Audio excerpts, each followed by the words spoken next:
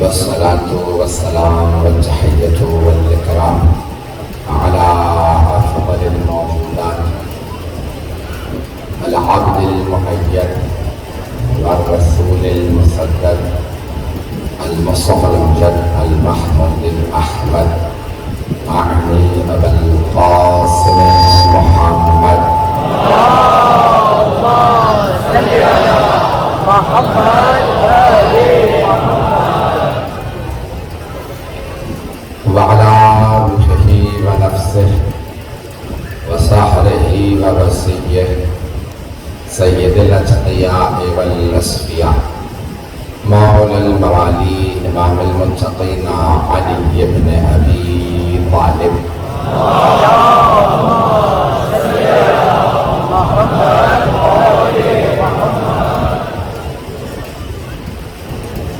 وعلى أوصيائه لا سيما بقية الله في الأرض روحي وأرواح العالمين لتراب مقدمه الفداء واللعنة الدائمة على أعدائهم أجمعين من الآن إلى قيام يوم الدين. أما بعد فقد قال الله الحكيم في كتابه الكريم بسم الله الرحمن الرحيم الحمد لله رب العالمين الرحمن الرحيم مالك يوم الدين إياك نعبد وإياك نستعين صدق الله العلي العظيم صلى اللهم صل على محمد وآل محمد سورہ فاتحہ کی تفسیر کو آپ خدمت میں پیش کر رہا ہوں. خدا متعال نے اس سورہ میں پورے قرآن کا خلاصہ پیش کیا ہے. ابتدائی آیات توحید سے متعلق ہیں. 3 ہمارے بنیادی عقائد ہیں. ایک توحید و عدل ہے، دوسرا نبوت و امامت ہے، اور تیسرا عقیدہ معاد ہے، قیامت ہے. ہم 5 اصول دین کے ماننے والے ہیں، اور توحید و عدل کو توحید کے ساتھ بیان کیا، اور اس کے فوراً بعد اللہ نے اپنی رحمت کے فوراً بعد کہا مالک یوم الدین. معاد کو، قیامت کو ایک آیت میں بیان کیا، اور اس کے بعد والی آیات ہدایت سے متعلق ہیں جنہیں کل پرسوں میں مکمل کروں گا. تو آج اللہ فرمانا ہے مالک یوم الدین. دین کے لفظی معنی جزا کے ہیں، اطاعت کے ہیں، اور اصطلاحی معنی عقیدے اور عمل کے ہیں. عقیدے اور عمل کے مجموعے کو دین کہا جاتا ہے. اصول دین، فروع دین مل کے دین بنتے ہیں. علماء نے عام طور سے 2 چیزیں دین کے بیان کی ہیں، اصول اور فروع. اصول اصل سے ہے، اصل جڑ کو کہتے ہیں. دیوار کی بنیاد کو بھی اصل کہا جاتا ہے، درخت کی جڑ کو بھی اصل کہا جاتا ہے. تو اس لیے علماء نے کہا اصول دین کی جڑیں 5 ہیں، اور فروع کہتے ہیں شاخوں کو. تو دین ایک درخت کی مانند ہے جس کی 5 جڑیں ہیں، 5 اصول دین ہیں، 10 فروع دین ہیں. لیکن درخت پہ صرف 2 چیزیں نہیں ہوتی، جڑیں بھی ہوتی ہیں، شاخیں بھی ہوتی ہیں، پھل بھی ہوتا ہے. تو جڑیں 5 ہیں، توحید، عدل، نبوت، امامت، قیامت، اور شاخیں 10 ہیں، نماز، روزہ، حج، زکوٰۃ، خمس، جہاد، امر بالمعروف، نہی عن المنکر، تولی، تبرع. یہ 10 ہیں.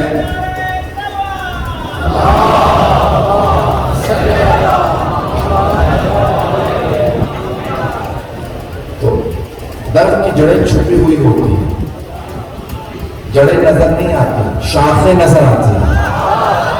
توجہ، جڑیں چھپی ہوئی تھی اس لیے انسان کا عقیدہ دل میں ہوتا. کسی کو نہیں معلوم آپ کا عقیدہ کیسا ہے. عقیدہ آپ سے متعلق ہے. عقیدہ اچھا ہو تو عمل اچھا ہوگا. انسان کا عقیدہ مضبوط ہونا چاہیے. توحید پہ عقیدہ مضبوط ہوگا تو تمام عبادات صحیح ہوں گی. عدل پہ عقیدہ صحیح ہوگا، عبادات صحیح ہوں گی. نبوت پہ عقیدہ صحیح ہوگا، اعمال صحیح ہوں گے. امامت پہ عقیدہ صحیح ہوگا، اعمال صحیح ہوں گے. وہیں تولا بھی ہوگا، وہیں تبرہ بھی ہوگا. اور معاد پہ قیامت پہ انسان کا عقیدہ درست ہو تو اعمال صحیح ہوں گے. ایک آدمی قیامت کو مانتا ہی نہیں، معاد کو نہیں مانتا، قیامت کو نہیں مانتا، وہ نیک اعمال کیوں کرے گا؟ مجھے جب خدا کے پاس واپس جانا ہی نہیں ہے تو نیک اعمال کس لیے کروں؟ تو انسان اگر مانتا ہو ہاں کوئی قیامت کا دن آنے والا ہے. شیعہ عقیدہ یہ ہے کہ ہم قرآن سے حدیث سے بعد میں، عقل سے پہلے دلیل. تمام کے تمام اصول دین پہ 5 اصول دین ہے، سب پہ پہلے عقل سے دلیل. عقل جو دلیل دے گی قرآن حدیث اس کا تائید کرنے والا بنے گا. وہی تائید کرتے ہیں ہمارے عقیدے کی تو صحیح کرے گا قرآن ہمارے عقیدے کو. بات پہنچ رہی ہے نہیں؟ اس سے پہلے کہ اللہ کہے کہ اللہ ایک ہے، ہماری عقل کہتی ہے کہ اللہ ایک ہے. ہم اللہ کو ایک اس لیے مانتے ہیں، اس لیے نہیں کہ ماں باپ نے بتایا، پتہ نہیں لوگ ہیں یا نہیں، اس لیے ہم اصول دین نہیں مانتے. اسلام بہترین دین ہے اس لیے نہیں کہ ماں باپ نے بتایا، مولوی صاحب نے بتایا، ممبر سے کسی نے بتایا، حافظ صاحب نے بتایا. ہم اس لیے اللہ کو ایک مانتے ہیں کیونکہ عقل کہتی ہے اللہ ایک ہے. زیادہ ہوتے تو ٹکراؤ ہوتا، یہ ٹکراؤ نہ ہونا بتا رہا ہے خالق ایک ہے. سارے اصول دین کو میں عقل سے ثابت کروں گا تاکہ مجھے معاد کو ثابت کرنا ہے عقل سے، تو اسی محبت سے چلتے رہیے گا. اللہ ایک ہے. اللہ نے خود بتا دیا قرآن میں، عقلی دلیل اللہ نے بھی قرآن میں دی ہے کہ لو کان فیہما آلہۃ الا اللہ لفسدتا. اگر اللہ کے علاوہ کوئی اور خدا ہوتا تو چیزوں میں ٹکراؤ ہوتا، فساد ہوتا. یہ اتنے ستارے آج سائنس کہہ نہیں سکتی. انہوں نے ایک اندازے سے کہا اربوں خربوں ستارے ہیں. جتنے انہوں نے گنے ہیں نا وہ کہتے ہیں کہ جتنے ہم نے گنے ہیں، یہ ہماری زمین ہے، نظام شمسی ہے، یہ پوری ایک کہکشاں میں ہے جسے گیلیکسی کہتے ہیں. پھر کئی کہکشائیں ہیں، اربوں خربوں کہکشائیں ہیں، اور وہ ہے ایک ملکی وے کے اندر. پریشان ہو گئے ذرا. اور وہ سارا نظام وہ کہتے ہیں کہ نہیں یہ دنیا انفینٹی ہے، لا محدود ہے. قرآن کہتا ہے لا محدود نہیں ہے، دنیا لا محدود نہیں، بنانے والا لا محدود ہے. پہنچ رہے ہیں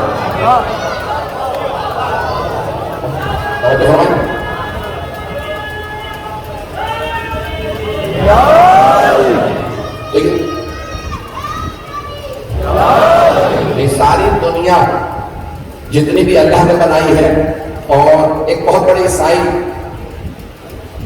سائنٹسٹ نے، مفکر نے، فلسفی نے نہج البلاغہ پڑھی. تو نہج البلاغہ میں اس نے کائنات کی خلقت کا خطبہ پڑھا، جو مولا علی نے خطبہ دیا نا کہ اللہ نے کائنات کیسے بنائی. تو اس نے کہا اس خطبے کو پڑھنے کے بعد یہ محسوس ہوتا ہے کہ یہ کائنات علی نے بنائی ہے، یہ بندے دیکھیے. ہم لوگ ہیں، ہمارا عقیدہ یہ ہے محمد و آل محمد پہلے بنائے گئے ہیں، دنیا بعد میں بنائے گئے. تو انہوں نے بنتے دیکھی ہے کہ اتنے جان سورج ستارے کے سب کچھ جو کچھ ہے یہ ان کے صدقے میں بنا ہے. یہ ہے میرے حبیب لولا وما خلقت الافلاک، اگر آپ نہ ہوتے تو میں یہ کائنات خلق ہی نہ کرتا. حدیث ہے، مشہور و معروف حدیث ہے. میں پوری حدیث نہیں پڑھوں گا کیونکہ مجھے اس کی بہت زیادہ وضاحت کرنی پڑے گی، تو حدیث مکمل نہیں کر رہا. یہ ساری کائنات اور حدیث کے ساتھ سب کے ذہنوں میں ہے. شیعہ بچہ بچہ حدیث کے ساتھ ذہنوں میں رکھے ہوئے ہیں. ایسا ہی ہے بھائی، ہاں ہم کرتے رہیے گا. تو حدیث کے ساتھ میں جب جناب سرور کائنات نے چادر اڑائی تھی نا، تو چادر اڑانے کے بعد دونوں طرف سے پیغمبر نے کسا کے چادر کے دونوں طرف سے پکڑا. وَأَوْمَأَ بِيَدِهِ الْيُمْنَى إِلَى السَّمَاءِ. جناب سیدہ فرما رہی ہے میرے بابا نے چادر کو ہاتھوں میں اٹھایا. آپ نے دیکھا ہے نا مائیں دامن پھیلا کے دعا مانگتی ہیں، یہ پیغمبر سے سیکھا ہے ہم نے. آپ نے چادر کو کسا کو حد سے کسا کی طرح کسا کو دونوں دامن سے پکڑا کہ اللہم انا ہؤلاء اہل بیتی وخاصتی وحامتی لحمہم لحمی ودمہم دمی میں جملہ صرف پیش کر رہا ہوں اپنے تکمیل کے لیے اور مجلس کے تبرک کے لیے.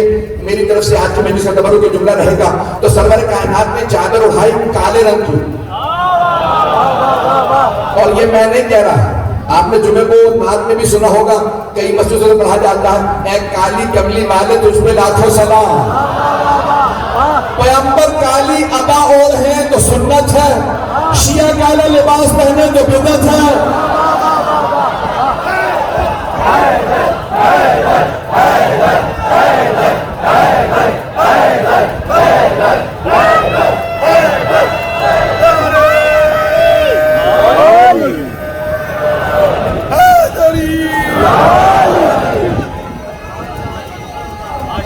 ماشاءاللہ قبلہ بہترین بہت سلامت آپ سب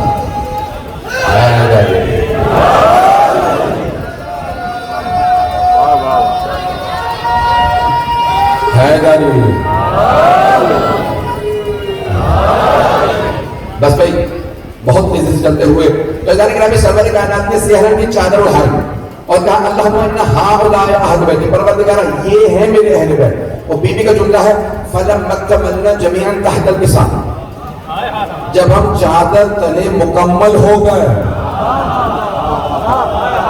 یعنی اس وقت جتنے اہل بیت تھے وہ چادر تلے تھے, جو باہر تھا وہ اہل بیت میں نہیں تھا. اب اگر کوئی بی بی آ کے کہے یا رسول اللہ میں آ سکتی ہوں, تو پیغمبر فرمائیں گے آپ خیر پہ ہیں, اہل بیت میں نہیں ہیں. چلیں بس بھائی تو سرور کائنات تک انجی علی الخیر تمام مسلمانوں نے روایت کو نقل کیا. ام المومنین پہ نام پہ اختلاف ہو سکتا ہے کہ کون سی بی بی تھی, میں پیش کر رہا ہوں توحید کو معاد کو پورا پیش کرنا چاہتا ہوں, تھوڑا سا اگر وقت زیادہ ہو تو بہت معذرت. تو اللہ نے کہا سرور کائنات نے چادر اڑائی, سیاہ رنگ کی کالے رنگ کی چادر اڑائی اور بتا دیا کہ آپ رک جائیے, آپ نہیں آ سکتی. ایک اور جملہ میں نے بڑی محنت سے یہاں پہ تیار کیا تھا, جملہ کسی اور مقام پہ پڑھ چکا ہوں اس اشرے میں نہیں چند برس پہلے. تو اللہ نے سرور کائنات نے سمجھایا یہ ہے امہات المومنین کو کہ دیکھیں آپ رک جائیں, چادر میں نہ آئیے گا, آپ ہے رضی اللہ, یہ ہے علیہ السلام.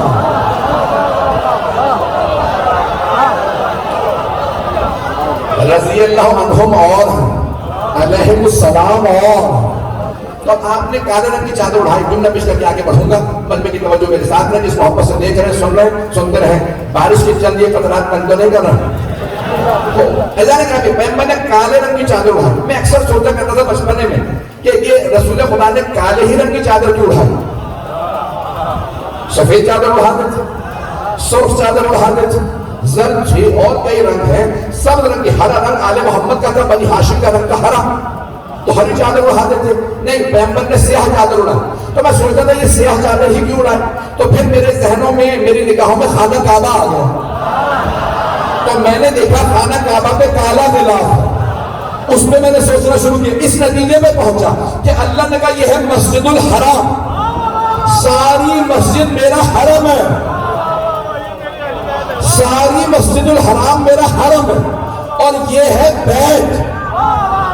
اللہ نے کہا فرق بتا دوں, حرم اور ہے, بیت اور ہے. جو پہنچ گیا, حرم اور بیت اور. پیغمبر نے کالی چادر اڑا کے بتایا حرم اور ہے, اہل بیت.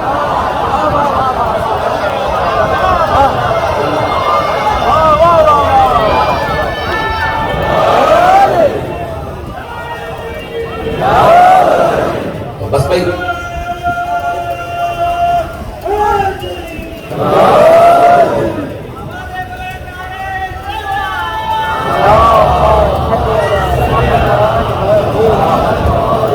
گرامی, اب اللہ نے جو قانون بنا وہاں پہ کہا جناب جبرائیل کا سوال ہے, میں من ہوں, پروردگار کون ہے یہ؟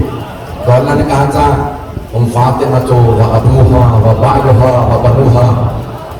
کون ہے؟ 5 ہی تھے. پروردگار نے تمہیں اتنے رشتے بتانے تھے تو سب کے نام لیتے تھے, اور یہ 5 کوئی عام ہستیاں ہیں نہیں. توجہ, عام ہستیاں ہیں نہیں تو سب کے نام لیتا بہتر ہوتا. لیکن تو نے نام کسی کا نہیں لیا, ایک بی بی کا نام لیا, بی بی کا نام لیا, کوئی رسول خدا سے تعلق کروا دیتا، میرا حبیب ہے، ان کی بیٹی، ان کا داماد، ان کے دو نواز سے رسول خدا کا نام لے کے تعارف کرواتا. سارے مسلمان پیغمبر کو جانتے ہیں. اللہ نے کہا نہیں. کون ہے؟ کہ فاطمہ. اور باقیوں کے نام نہیں ہے. ایک فاطمہ کے بابا، فاطمہ کا شوہر ہے، فاطمہ کے بیٹے اب نہیں ہے، سارا مجمع نہیں ہے. پروردگارہ رشتے ہی بتانے سے تو پیغمبر سے بتاتا، علی سے، حسن سے، حسین سے علیہ السلام. اللہ نے کہا نہیں، تو نہیں سمجھے گا، یہ اہل بیت کا تعارف ہے، اہل بیت کا. اگر میں اپنے حبیب سے تعارف کرواتا تو جو لوگ میرے حبیب سے رشتہ جوڑتا وہ کہتا میں بھی اہل بیت میں نے سیدہ کو مرکز بنا کے بتا دیا. اگر کبھی اختلاف ہو کوئی اہل بیت میں ہے یا نہیں ہے، اسے مرکز پہ پلٹا دینا. مرکز تعارف اہل بیت ہے فاطمہ. جو فاطمہ کا محرم ہو وہ اہل بیت میں.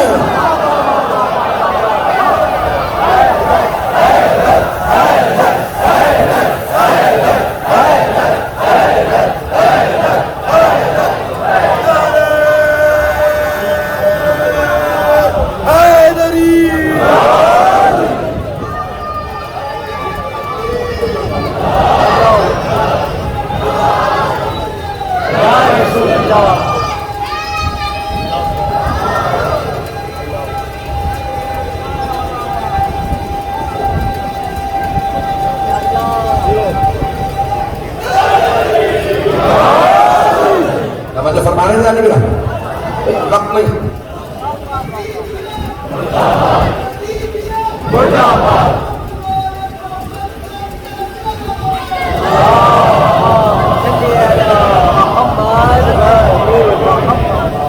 خدا کا باہر میں جتنا سمیٹ کے بات کرنا چاہ رہا ہوں، موضوع کا فرق نظر آ رہا ہے. پروردگار میں یقین مانی جتنا آگے بڑھنے کی کوشش کر رہا ہوں، شاید میں اس وقت اپنے کنٹرول میں نہیں، کوئی نظر سے چلا رہا.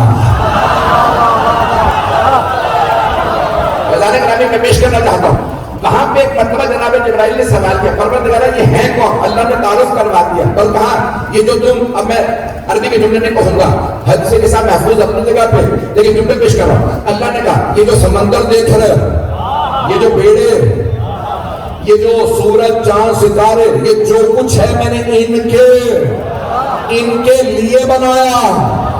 یہ نہ ہوتے میں کچھ نہ بناتا. ان کی محبت میں، جن کی محبت میں اللہ نے سب کچھ بنایا، جن کی محبت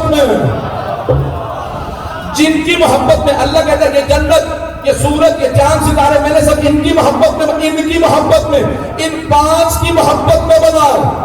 اللہ کو ان سے اتنی محبت تھی کہ سورج بنایا، چاند، ستارے، سمندر، یہ بیڑے، یہ جو کچھ ہے ان کے صدقے میں، ان کی محبت میں.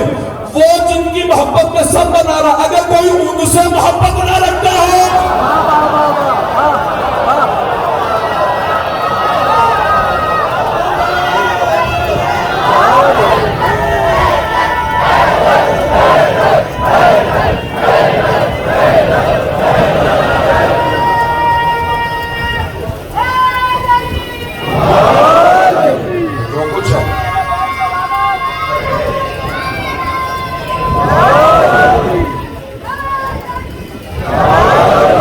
کچھ میں نے بنایا ہے، یہ 5 کے لیے بنا ہے.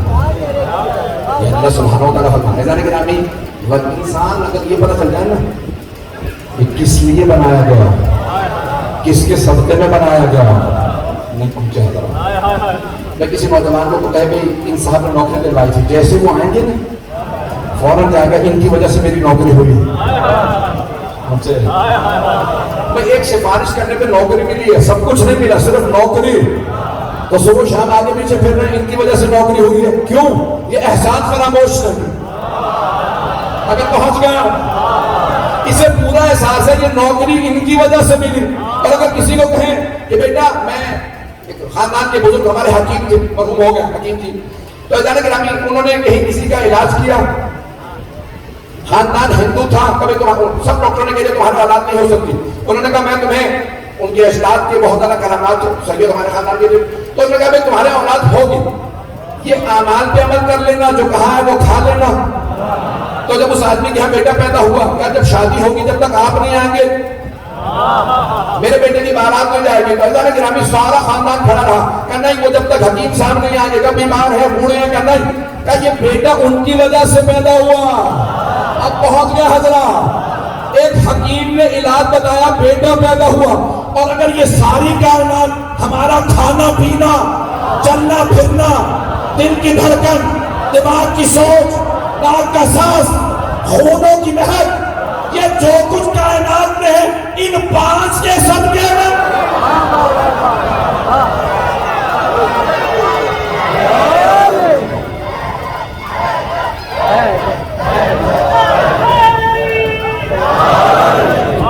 کے بغیر کچھ نہیں۔ میں محبتوں کے ممنون ہوں آپ کی، بے انتہا محبت سے سنیں۔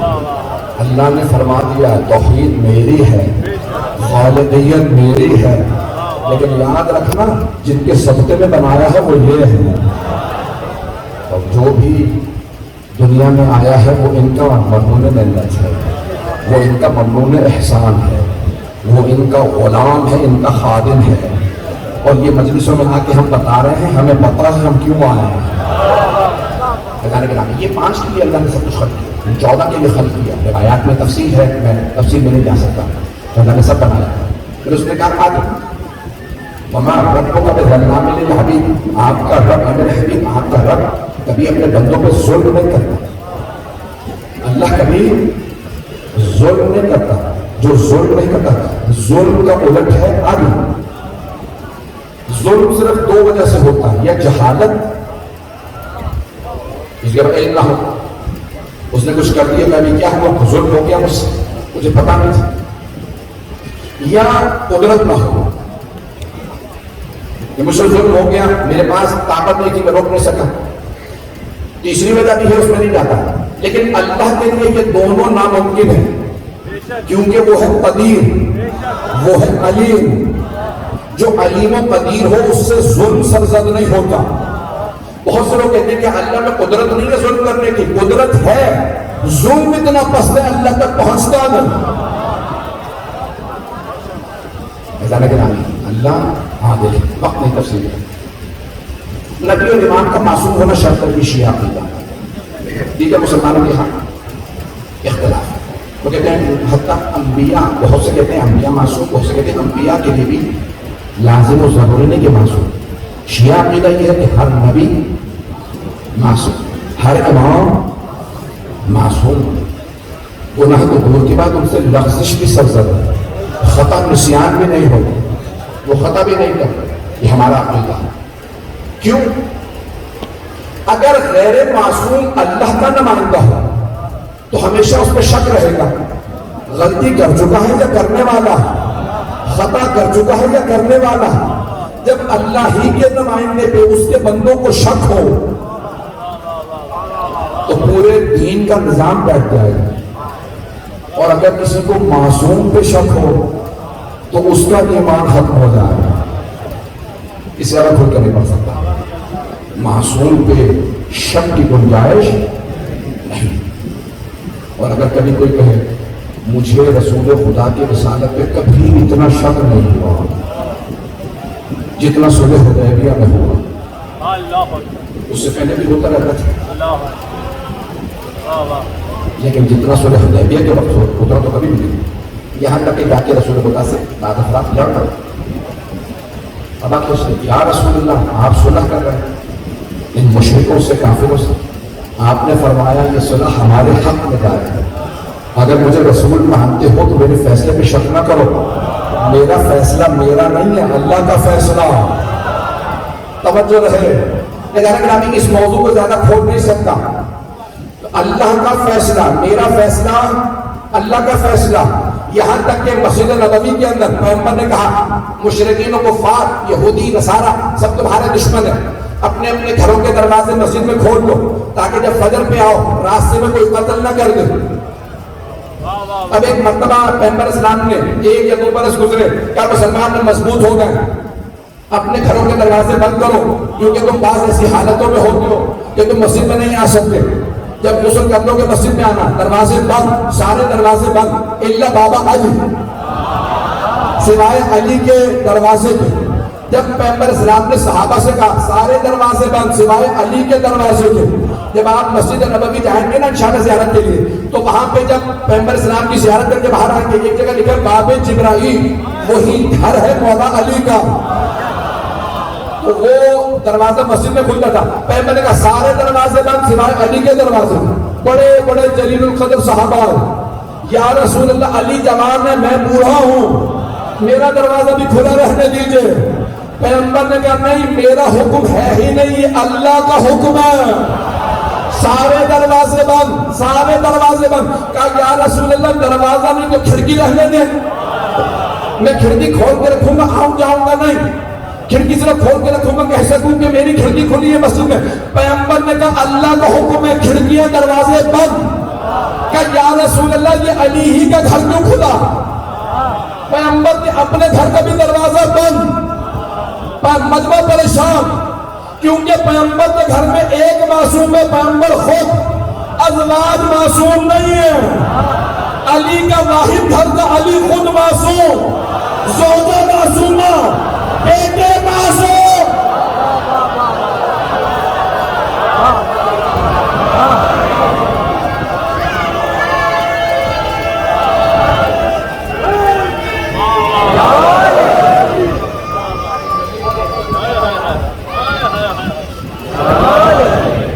بس بھائی امامت کے لیے عقلی دلیل چاہیے۔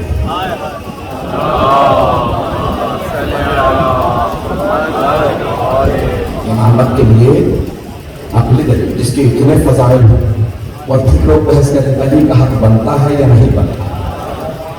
تقریباً آیات پڑھتے ہیں مولا کی شان میں اتنی احادیث، اور کیا کچھ نہیں پیغمبر اسلام کے، یہ سب کچھ عقلی دلیل ہے، تو اور کیا ہے جس کے اتنے فضائل ہوں۔ علم میں علی سے زیادہ کوئی نہیں، شجاعت میں مولا علی سے زیادہ، سخاوت میں مولا علی سے زیادہ۔ تمام صحابہ کہتے ہیں جب ہمیں بھی وقت پڑتا تھا تو علی سے مانگتے تھے، کیوں علی بہت سخی ہے۔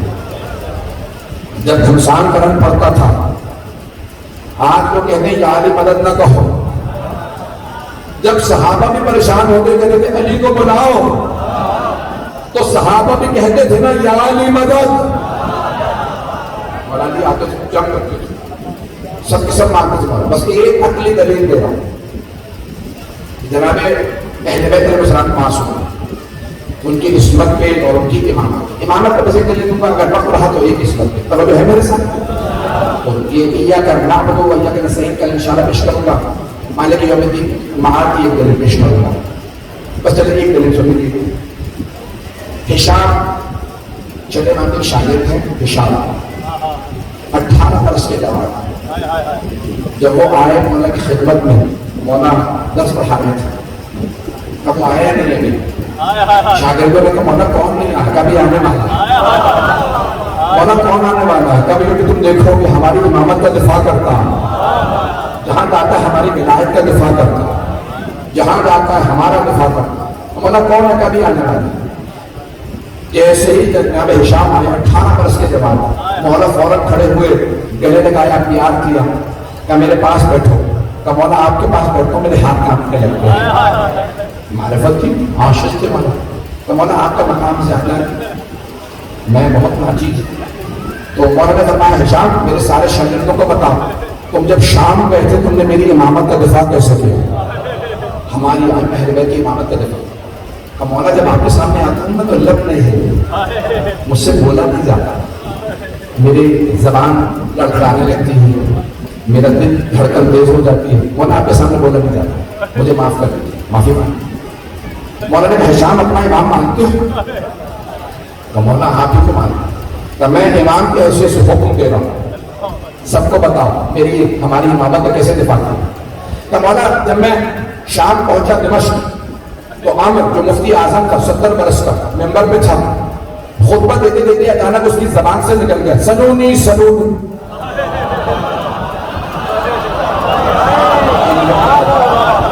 جو پوچھنا پوچھ لو، اس سے پہلے کہ تم مجھے کھولو۔ بس اس وقت جب مولا کے پاس آئے تو 18 برس کے تھے، جب ہشام سے مناظرہ ہوا تو 16-17 برس کے تھے۔ مولا کے شاگرد سے امامت میں مولا نے تیار کروائی تو ایک مرتبہ کا مولا جیسے سے کہا نا سلونی قبل ان تستدعون، جو پوچھنا ہے پوچھ لو۔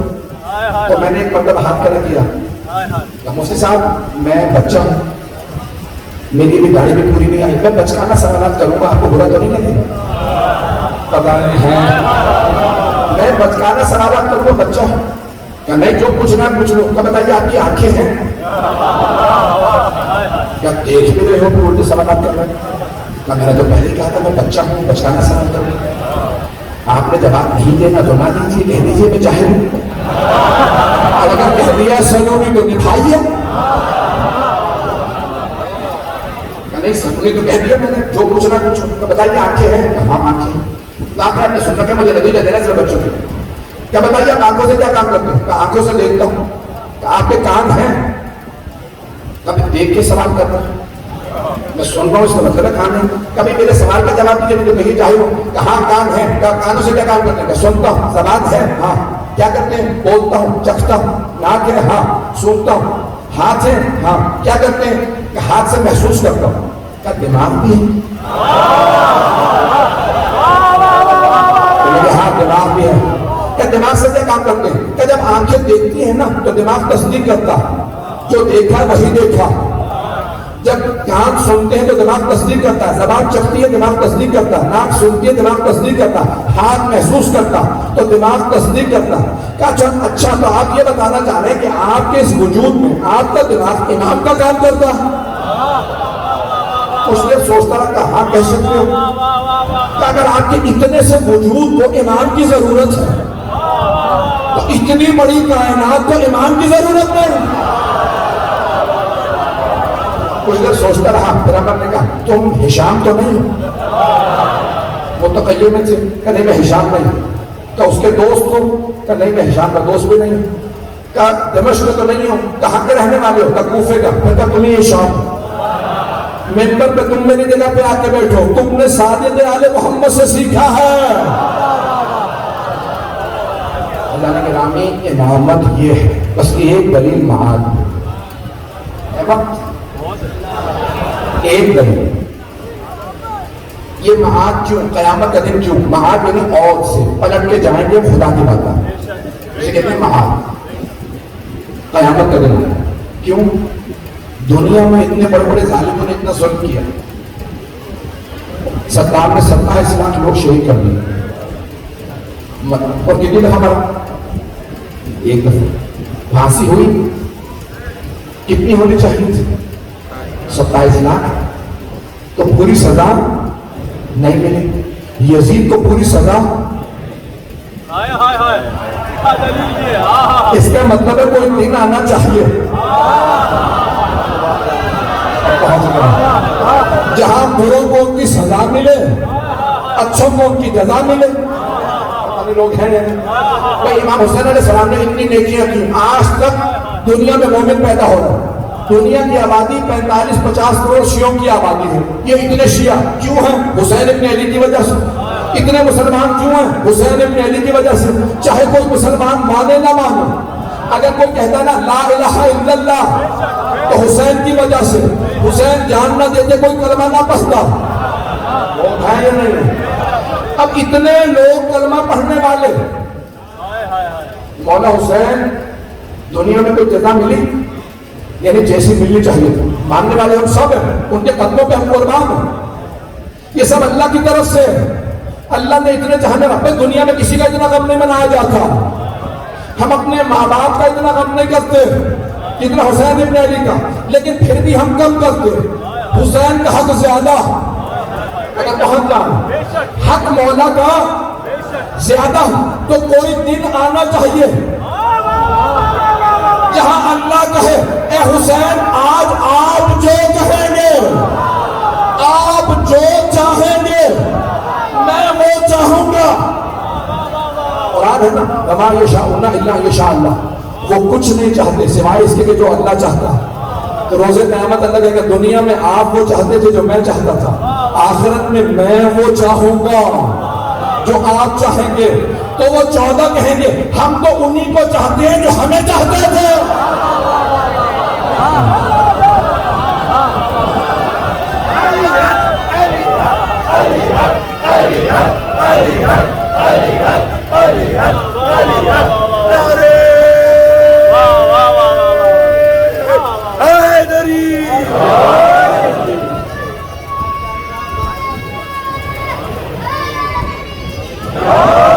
تھوڑی سی توجہ کر لیجیے گا. مالک یوم الدین، وہ مالک ہے یوم الدین کا. اللہ فرما رہا ہے یوم الدین، یوم دن. سب نے ترجمہ کیا ہے روز جزا کا مالک. جو روز جزا کا مالک ہے وہ اللہ، مالک روز جزا. اب مجھے تو پتہ نہیں ہے، میں تو ادنا سے خادم اہل بیت ہوں، تو میں نے خواجہ معین الدین چشتی اجمیری کے ربائی دیکھے. انہوں نے فرمایا شاہ حسین، بادشاہ حسین، دین حسین، دی پناہ حسین، سردار ندا دست در دست یزید حقا کے بنا لا الہ حسین. یہ ربائی خواجہ نے نہیں کہے، یہ الہامی ربائی ہے، خواجہ سے کہلوائی گئی ہے. ربائی کے مطلب ہوتا ہے جس میں 4 مصرے ہیں. اربع سے ہے ربائی، 4 مصروں والی. 4 مصروں میں 5 مرتبہ کہا حسین. پہلے مصرے میں 2 مرتبہ، دوسرے مصرے میں 2 مرتبہ، تیسرے مصرے، چوتھے مصرے میں 1 مرتبہ، تو 5 ہو گئے نا. شاہ حسین، بادشاہ حسین، دین حسین، دی پناہ حسین. اور آخری مصرے نے کہا کہ حتیٰ کہ بنا لا الہ حسین. ربائی ہے لیکن 5 مرتبہ نام، یعنی پنجتنی ربائی ہے. ہر مصرے میں امام حسین کا نام سوائے تیسرے مصرے کے. تیسرے مصرے میں حسین نے کہا چونکہ وہاں یزید کا نام نا.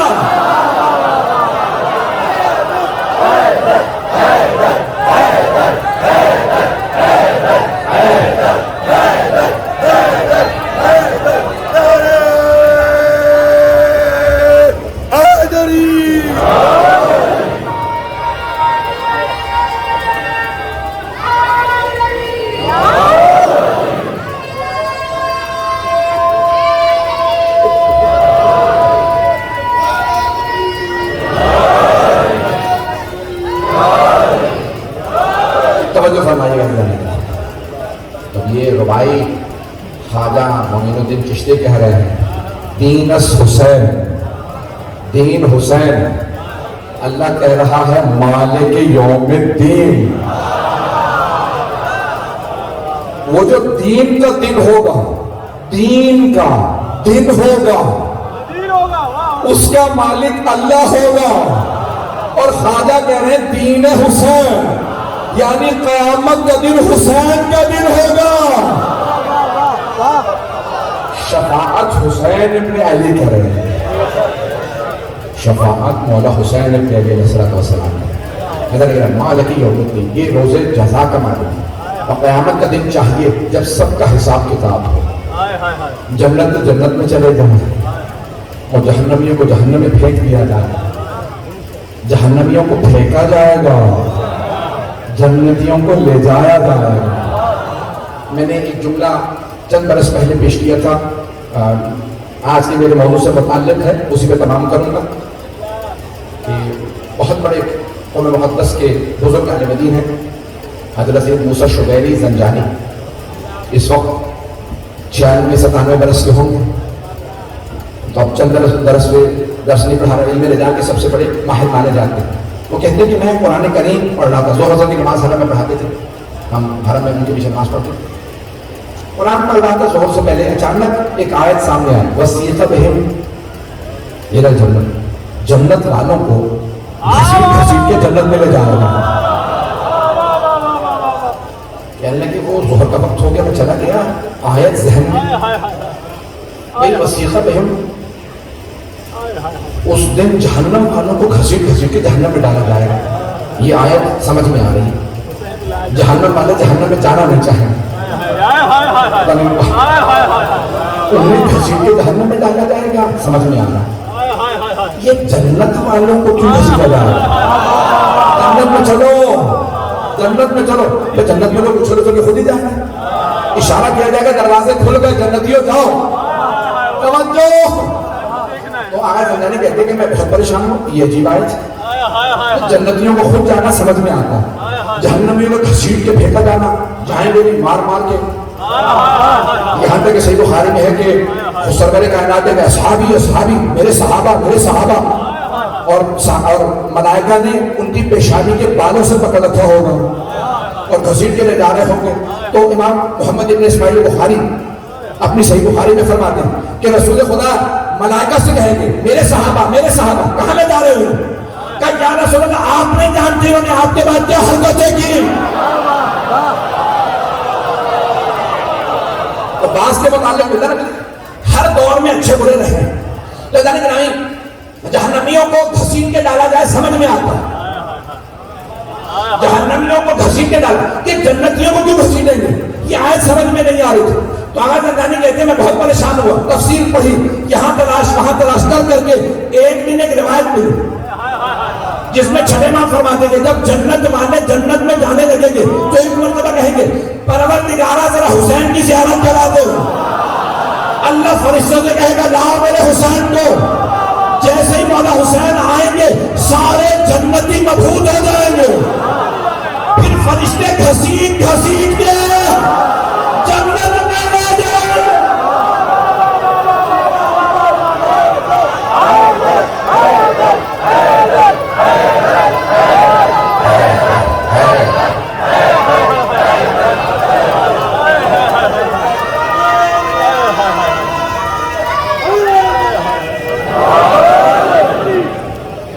جو ہمارے جانے کے نام مالک یوم الدین،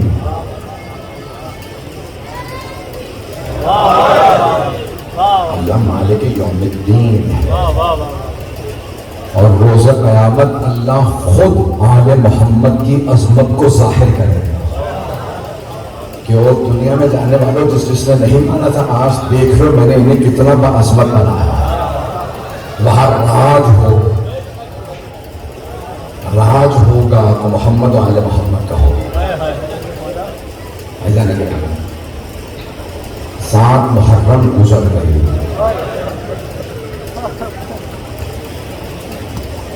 روایت کے الفاظ ہیں ہر روز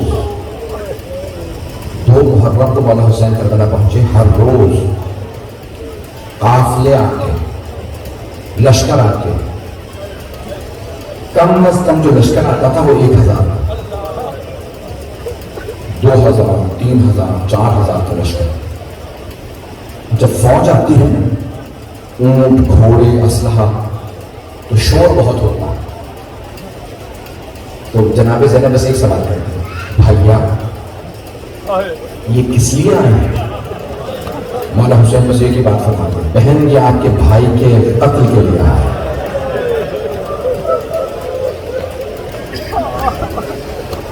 میری بہن یہ آپ کے بھائی کو مار دیں۔ صبح سے شام ہو جاتی، قافلے آتے رہتے، لشکر 1000 2000 3000 4۔ ایک دن جناب زینب نے کہا بھیا کوفے میں آپ کا کوئی نہیں؟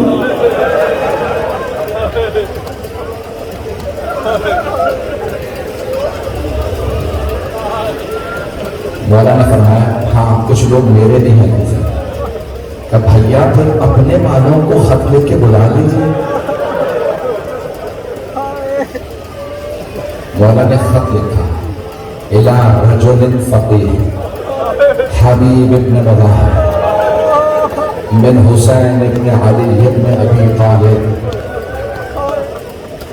جملے میں لکھا اے حبیب آپ ہماری رسول خدا سے نسبت کو جانتے ہیں، قرابت کو جانتے ہیں۔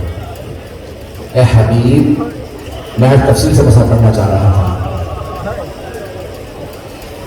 7 محرم گزر گئی، مولانا خط نے کہا حبیب آپ ہماری رسول خدا سے قرابت کو جانتے ہیں، ہم کربلا میں دشمنوں کے نرغے میں کھیل رہے ہیں. اگر آپ نصرت کرنا چاہتے ہیں تو کربلا چلے آئیں. اور مولا نے ساتھ ہی ایک لفظ لکھا عاجلاً، حبیب آنے میں دیر نہ کیجیے، اگر آنا ہے تو جلدی آئیں. جب جناب حبیب کو خط ملا نا تو حضرت حبیب دسترخوان پہ بیٹھے تھے. کوفے میں بڑا پرسکون ماحول تھا. حضرت حبیب نے پہلا لقمہ ہاتھ میں لیا، اپنے دہن میں رکھنا چاہتے تھے. دروازے پہ دستک ہوئی. ہاں بالکل لگ رہا کہ سب کربلا میں آ رہا ہے.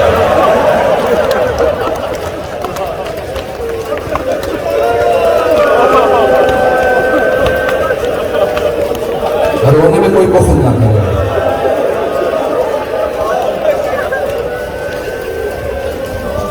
ایک مرتبہ جناب حبیب کے دروازے میں دستک ہوئی. انہیں مولا کی حدیث یاد تھی، حبیب جب دسترخوان پہ بیٹھ جاؤ تو کسی کے لیے کھڑے نہ ہونا، حتیٰ ماں باپ کے لیے بھی نہیں، صرف امام وقت کے لیے. جناب حبیب کو نہیں معلوم دروازے پہ کون ہے. انہوں نے لقمہ روکا، بیٹھے بیٹھے دسترخوان پہ سوال کیا، من بالباب، دروازے پہ کون ہے؟ آنے والے نے کہا انا برید الحسین، میں حسین کا پیغام لا رہا ہوں.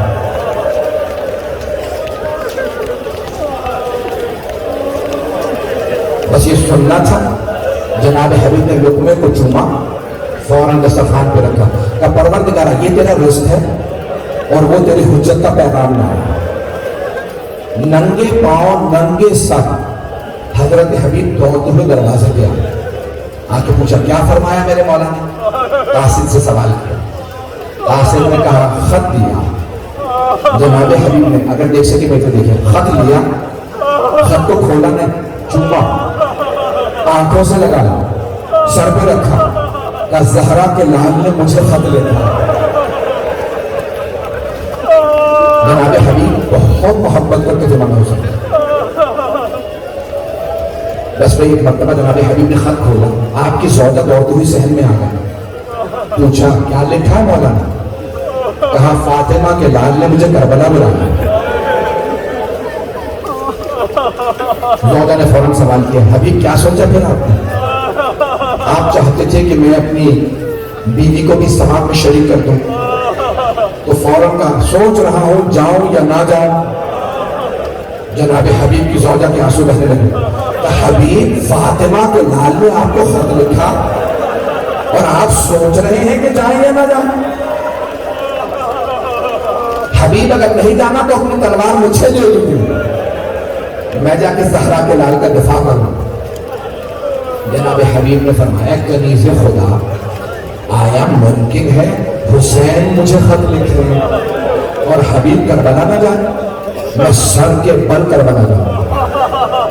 فوراً غلام کو آواز دیا یہ میرا گھوڑا میری تلوار لے کے کوفے سے باہر چلا گیا، میں کوفے سے باہر ملوں گا.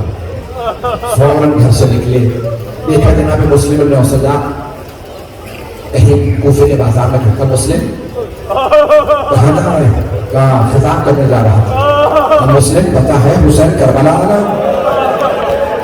جناب مسلم بہت بزرگ تھے، تقریباً 90 برس کے. حضرت حبیب بھی بزرگ تھے، 80 برس سے زیادہ. ایک مرتبہ جناب مسلم نے اسد نے سوال کیا حبیب آپ کو کیسے معلوم؟ کہا مولا نے مجھے خط لکھا. کہا حبیب نے کیا فیصلہ کیا؟ کہا میں کربلا جا رہا ہوں. کہا حبیب تنہا نہ جانے کا مجھے بھی لے جانا، اگر میں حسین پہ قربان ہو جاؤں زندگی تو ختم ہونے والی ہے.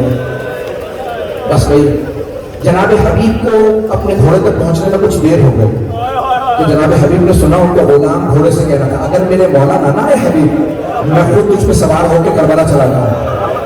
جناب حبیب نے کربلا کا رخ کیا، کہا مولا آپ کتنے غریب ہو گئے، اب غلام آپ پہ غیرت کھا رہا ہے. بس بھائی رونے میں بخل نہ کیجیے گا. مجھ سے لوگوں نے کتنی فرمائشیں کی، اتنے مسائل رہ گئے ہیں. مجھے جناب قاسم کے مسائل پڑھنا ہے، حضرت حبیب کے بھی نہیں ہوئے تھے. بس بھائی جیسے ہی جناب سید الشہداء نے سب کو ذمہ داریاں بانٹی. جناب عباس کو کہا یہ سپہ سالار علم دیا, قلب لشکر کا علم مولا عباس. میمنے کا, میسرے کا. تو ایک مرتبہ کہا مولا نے کہ ایک علم رہنے دو, میرا ایک مہمان آنے والا ہے. زہیرین کو ایک علم دیا میسرے کا. کہا مولا ہم سب موجود ہے, کہ نہیں ایک مہمان آنے والا ہے, وہ میرے نانا کا بھی صحابی ہے, میرے بابا کا بھی, میرے بھائی کا بھی, میرا بھی عاشق ہے, میں نے خط لکھا وہ ضرور آئے گا. حضرت حبیب سے متعلق جب میر انیس نے مرثیہ لکھا نا تو جملہ کہا, گلے مل مل کے حسین ابن مظاہر سے یہ بولے, تم تو غربت میں میرے دوست بہت یاد آ رہے ہیں. جب جناب حبیب آئے نا کربلا پہنچے 8 محرم, یہی رات تھی. جیسے جناب حبیب پہنچے, جناب سید الشہداء مسجد سے کھڑے ہو گئے, میرے نانا کے بزرگ صحابی آ رہا ہے. جیسے جناب حبیب کو آتا دیکھا, جناب زینب اندر سے, جناب زینب خیمے سے مولا حسین کو دیکھ لے. کہا فضا میرا بھائی کھڑا ہو گیا, دیکھو آیا کون ہے. جناب فضا نے کہا بی بی آپ کے نانا کے صحابی حبیب آ رہا. جناب زینب نے کہا فضا حبیب کو میرا سلام کہہ دیں. جب مولا حسین سے جناب حبیب ملنے چلے تو جناب حبیب نے بس ایک جملہ کہا, مولا کربلا میں ڈیرے ڈال دیے. ابھی بات ہی کر رہے تھے کہ جناب فضا نے کہا حبیب آپ کو علی کی بیٹی زینب نے سلام کہا. مل کر دیکھے گا, جناب حبیب نے اپنے سر سے امامہ اتارا, گھٹنے پہ مارا, امامہ توڑ دیا. کہا مولا اتنے غریب ہو گئے, بہنوں کو ساتھ لے آئے. مولا یہ دشمنوں کا لشکر علی کی بیٹی ہے.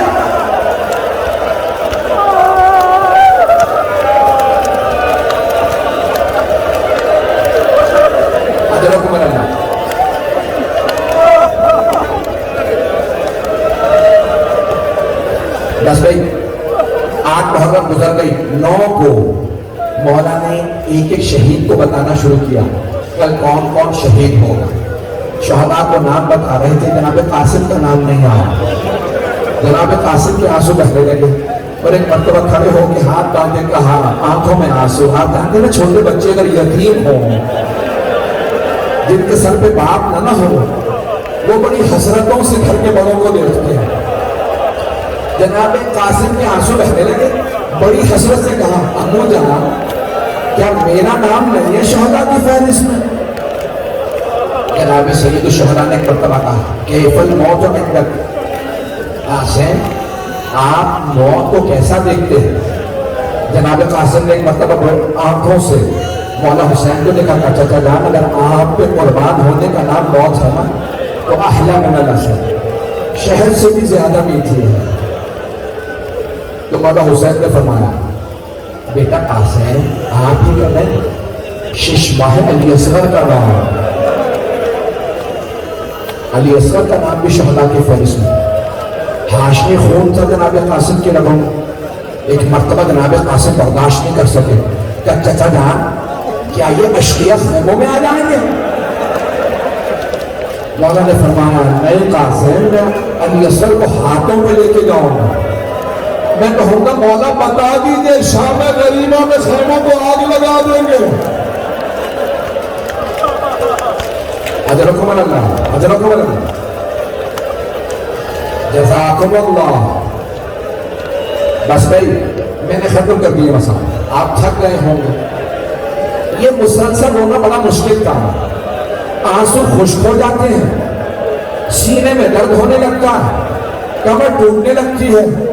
یہ مسلسل رونا جناب زینب کا کام ہے, یہ مسلسل رونا سید سجاد کا کام ہے. میں اور آپ تو تھک جاتے ہیں. آج رونے میں کوئی بخل نہ کرو. آج خیام حسینی سے العطش العطش کی آوازیں آ رہی ہیں. میں نے تمام کر دی, 5 سے 10 منٹ کی زحمت بس بھائی. صبح عاشور میں مدار ہو, ایک ایک کر کے انصار حسینی جانے لگے, قربانیاں دینے لگے. جناب قاسم آئے مولا حسین کی بارگاہ میں, چچا جان اجازت ہے میں جنگ کے لیے چلا جاؤں. کہ نہیں بیٹا ابھی آپ رک جائیں. پھر دوبارہ بیٹھے چلانے اجازت ہے. میں نے بعض مقابل میں یہ روایت پڑھی ہے کہ جب 2-3 مرتبہ مولا حسین نے جناب قاسم کو روکا نا تو جناب قاسم 13.5 برس کے تھے. تو جناب قاسم خیموں کے باہر بیٹھ کے گھٹنوں پہ سر رکھ کے رونے لگے. ایک بیوہ ماں کے کانوں میں آواز آئی, کوئی بچہ رو رہا ہے. جناب قاسم کی ماں نے فوراً کہا جناب زینب کو کہا, بی بی مجھے لگتا ہے میرے یتیم بیٹے کی آواز ہے, میرا بیٹا رو رہا ہے. فوراً آئی بی بی. جناب میں فرمان ایک مرتبہ سوال, قاسم کیا بات ہے بیٹا, کیوں اس طرح سے رو رہے ہو؟ کہا اما جان چچا مجھے اجازت ہی نہیں دیتے, جب بھی اجازت مانگنے جاتا ہوں کہتے ہیں قاسم تو میرے مرحوم بھائی کے نشان ہے. قاسم جب میں اپنے بھائی کو دیکھنا چاہتا ہوں میں آپ کو دیکھ لیتا ہوں. قاسم مجھے میرا بھائی بہت یاد آتا ہے. ایک مرتبہ جناب میں فرمان نے کہا قاسم آپ 1.5 برس کے تھے جب آپ کے بابا اس دنیا سے جا رہے ہیں. جب آپ سینے پہ لیٹے نا میں نے آپ کو سینے سے اتارا تو آپ کے بابا نے کہا ام فروا قاسم کو میرے سینے پہ رہنے دو, اور آپ کے بابا نے وصیت کی ام فروا جب میرا بھائی حسین کربلا جائے تو قاسم کو ضرور بھیجنا. قاسم آپ کے بابا نے تعویذ لکھا تھا, آپ کے دائیں بازو پہ بندھا ہے. قاسم آپ کے بابا نے کہا تھا کہ جب قاسم سخت مسائل میں ہو تو قاسم سے کہنا تعویذ کھولے, اس میں حل لکھا ہوگا. جناب قاسم نے آنسو صاف کیے, تعویذ کھولا, جانتے کیا لکھا تھا؟ جناب قاسم نے پڑھا بہت خوش ہوئے, لکھا تھا یا بنیا قاسم, اے میرے رخت جگر قاسم, اذا وجدت امک الحسین غریبا مظلوما وحیدا, اے میرے رخت جگر قاسم اگر آپ اپنے چچا کو تنہا دیکھیں, مظلومیت کے عالم میں دیکھیں, غربت کی حالت میں دیکھیں, پیاسا دیکھیں تو جان قربان کرنے میں گریز نہ کیجیے گا. جناب قاسم دوڑتے ہوئے آپ کا چچا جان اب آپ مجھے روک نہیں سکیں گے.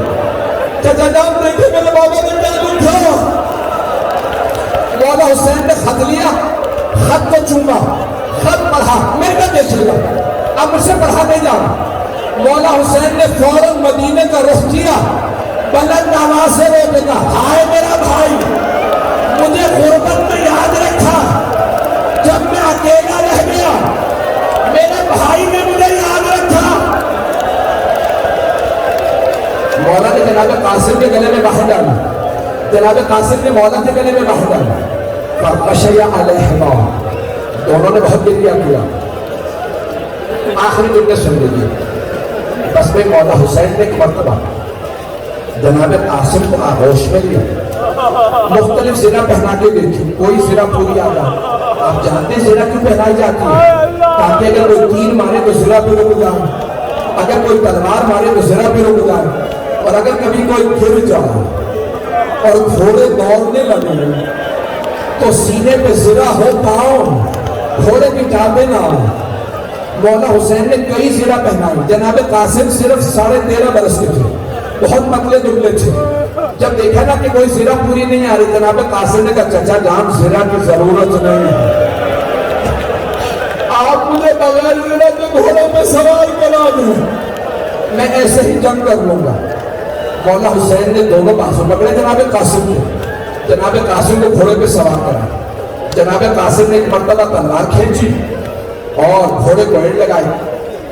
بہت بڑا پہلوان تھا ازرق نامی, پوری شہادت پڑھوں گے رہنے دو, برداشت کر پائیں گے. بہت بڑا پہلوان کا نام تھا ازرق. اس نے ایک مرتبہ دیکھا کہ ایک چاند سا نوجوان آ رہا, اس کے 3 بیٹے تھے, اس نے کہا زیادہ تھے 7 تھے. ایک مرتبہ اس نے اپنے بیٹوں سے کہا جاؤ جا کے اسے مار دو. پہلا بیٹا آیا, جناب قاسم نے تلوار کھینچی, کا یا علی, اس کے پہلے بیٹے کو مارا. جب سارے بیٹے مار دیے نا, ازرق نے کہا عمر ساتھ میں اس بچے کے مقابلے میں خود جاؤں گا. جب وہ آنے لگا نا, مولا حسین نے کہا پروردگارا کو 1000 کا 1 مانا جاتا, میرا قاسم بھوکا پیاسا, قاسم کے بدن پہ زنا نہیں. اس نے جیسے ہی حملہ کیا نا, مولا نے ہاتھ اٹھا کہ پروردگارا میرے قاسم کی حفاظت فرما. جناب قاسم نے جس لگائی اس کے 2 ٹکڑے کر دیے. جیسے ہی مارا نا عمر سعد نے کہا ساری فوج سے کہو حملہ کر. جیسے ہی گھوڑے آگے آئے ایک ملعون نے جناب قاسم کے سر کی پشت میں گرز مارا. جناب قاسم نے گرے نا کہ چچا جاؤ میں گر گیا میری مدد تو آئیے. مولا حسین ایسے آئے جیسے عقاب آتا. مشرق کے گھوڑے مغرب دوڑے مغرب کے گھوڑے مشرق دوڑے. جناب قاسم زمین پہ تھے جسم پہ زرہ نہیں تھی لاشا.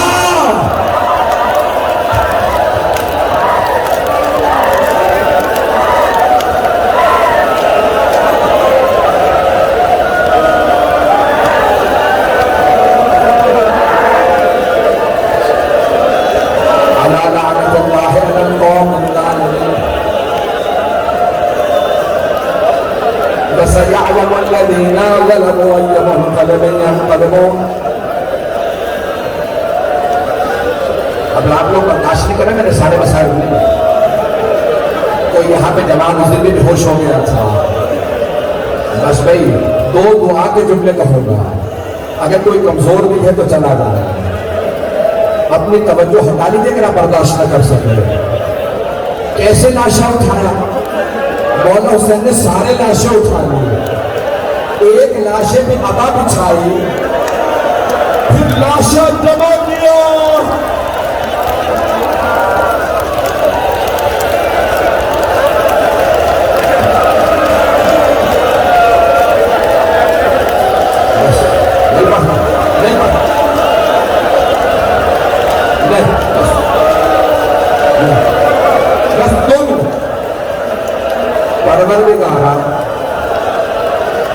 ایک ماں پوچھ رہی تھی جناب زینب سے بی بی میرا 13 برس کا جوان بیٹا ہے حسین تو کاندھوں پہ گچھڑی لا رہا ہے.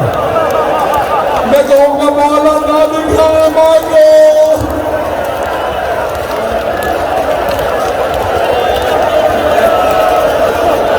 اجرکم اللہ اجرکم اللہ. ایک سوال کروں آپ سے. میں نے تو ابھی مصائب پڑھا ہی نہیں. آپ لوگوں نے صرف مصائب سنے ہیں نا. آپ نے دیکھا تو کچھ نہیں ہے. اب سوچیں ان ماؤں کا. ایک صرف ایک جملہ برداشت کریں. جب شام سے رہائی ملی نا شہداء کے سر واپس آنے لگے. پہلا جو سر آیا بڑا ننھا سا سر تھا. جناب رباب نے لیا. پھر ایک بہت خوبصورت سر آیا. جناب لیلا نے سر لیا. سر آتے رہے. اتنے میں ایک سر آیا. ایک ماں نے کہا قاسم جب آپ خیمے سے گئے تھے چہرے پہ نشان نہیں تھے. بیٹا یہ نشان کیسے؟ جب جنت میں جانا اپنے بابا کو بتانا میں مدینے سے کربلا گئی تھی میں نے وصیت پوری کی تھی.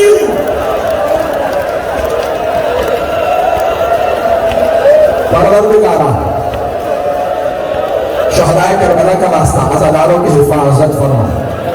دنیا کے حالات خراب ہے. کراچی میں ہائی سیکیورٹی رسک ہے. سب عزاداروں کی حفاظت فرما. دہشت گردوں کو نابود فرما. پروردگارا ہمارے مقامات مقدسہ کی حفاظت فرما. جو ہاتھ بلند کسی کو رد نہ فرما. پروردگارا واسطہ شہدائے کربلا کا کسی کی دعا کو رد نہ فرما. ایک آخری واسطہ دے رہا ہوں. پروردگارا واسطہ ان ماؤں کا جنہوں نے اپنے جوان بیٹوں کو کربلا میں بھیجا. میں اکثر سوچا کرتا تھا یہ کربلا میں آنے والی کوئی ماں مر کیوں نہیں گئی. پھر میری نظروں سے امام حسین کی ایک دعا گزری جس میں مولا بار بار کہتے ہیں پروردگارا کسی بیوی کو مرنے نہ دینا. مردوں کے لاشیں پڑے رہیں گے میں برداشت کر لوں گا. پروردگارا بیویوں